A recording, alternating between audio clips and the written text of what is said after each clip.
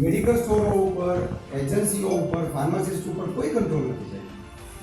આ સાહેબ છૂટથી વેચેલું ડ્રગ છે, ગાંજો છે. રેન્ડમલી સાહેબ ચારે બાજુ ભાવનગરમાં બધા જે વિસ્તારો છે પબ્લિકલી, આ તમે ગધેડાફીલ્ડની વાત કરીએ, ગધેડાફીલ્ડની બે તરફ ગાંજો હોય છે, આધાબાદ રોડ ઉપર હોય છે, ટેલિફોનથી ડિલિવરી થાય. આ સાહેબ ગાંજો જોતા વનસ્પતિ લાગે.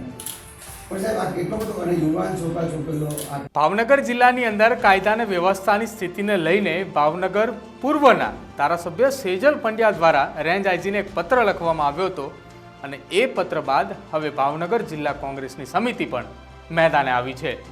નમસ્કાર, આપ જોઈ રહ્યા છો ન્યૂઝરૂમ ને આપની સાથે હું છું પ્રદીપ.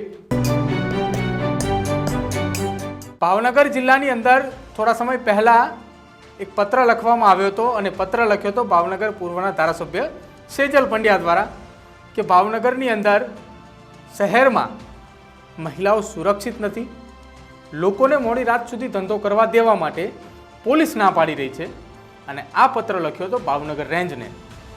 ત્યારબાદ ભાવનગર જિલ્લાની અંદરથી મોટી માત્રામાં ડ્રગ્સનો જથ્થો પકડાય છે અને એ જથ્થા પકડાયા બાદ ભાવનગરની અંદર કોંગ્રેસની સમિતિ જે છે તે એક્ટિવ થાય છે અને કલેક્ટર કચેરીએ જાય છે. જ્યારે કોંગ્રેસની સમિતિ કલેક્ટર કચેરીએ કલેક્ટરને મળવા જાય છે તે દરમિયાન કોંગ્રેસના આગેવાનો પોતાની સાથે કફ સિરપ અને ગાંજો લઈને જાય છે અને કલેક્ટરને રજૂઆત કરે છે કે પોલીસથી તો કશું થતું નથી, આપ એકવાર કરી બતાવો કે ભાવનગરની અંદરથી આ કફ સિરપ અને ગાંજાનું વેચાણ બંધ થાય. કોંગ્રેસના નેતાઓએ શું કહ્યું એકવાર એ પણ સાંભળો. મને અવેલેબલ થઈ જાય અને કોઈ પણ માણસ નાનો યુવાન ગયો હોય કે યુવતી ગઈ તો એને અવેલેબલ થઈ જાય. આપણે જોઈએ તો સાહેબ અમને માહિતી આપણે આપી શકશું.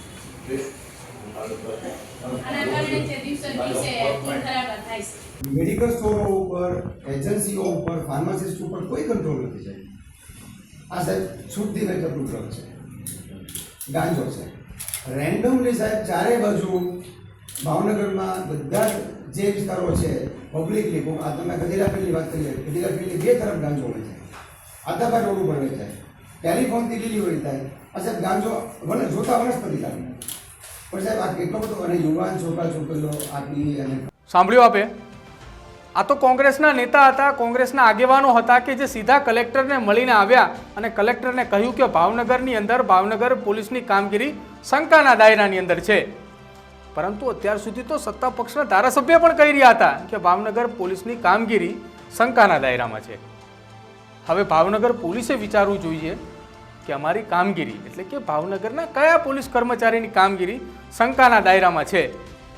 અને હવે કલેક્ટરને પણ વિચારવું પડશે, કેમ કે ભાવનગરની અંદર કફ સિરપ, ગાંજો અને ડ્રગ્સ તો સહેલાઈથી મળી રહે છે.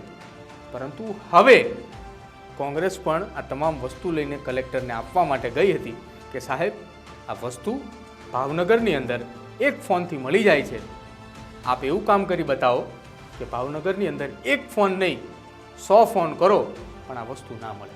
ભાવનગરની આ સ્થિતિને લઈને તમારું શું માનવું છે એ આપ અમારા કોમેન્ટ બોક્સની અંદર જણાવજો. અમારી ચેનલ ન્યૂઝરૂમને આપ અત્યારે જ સબસ્ક્રાઈબ કરી લો અને આવા સમાચાર જોવા માટે આપ અમને ફોલો કરતા રહો.